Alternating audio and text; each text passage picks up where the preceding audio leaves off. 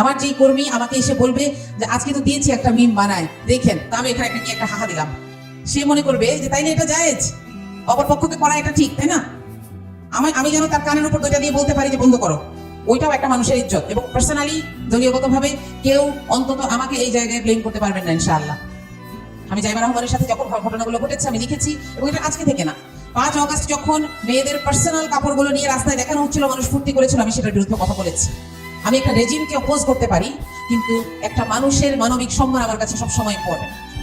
এটা আপনাকে মাথায় রাখতে হবে, এখানে একমত হইতেই হবে। এটা হচ্ছে সমাধানের প্রথম ধাপ। দ্বিতীয়টা হচ্ছে আইন আছে, এখানে আমরা অনেকগুলো কথা শুনেছি, আইনের বাস্তবায়ন লাগবে, এটাও আমরা শুনেছি। কিন্তু ভাই আমি বলবো, আমাদের মেয়েদেরকে বলবো যে চামড়াটা একটু মোটা করতে হবে। ডাব গাছে কেউ ঢিল দিয়ে ডাব পারতে পারে না, সাহসও করে না। কেন? কারণ ওটা টু হাই টু রিচ, ওইখানে যেতে হবে। এত পাতা দিয়ে না। কেউ কথা বললে আমি যখন কান্না করি, তো সে তো খুশি যে সে আমাকে আঘাত করে, অনেক মজা লাগবে তার।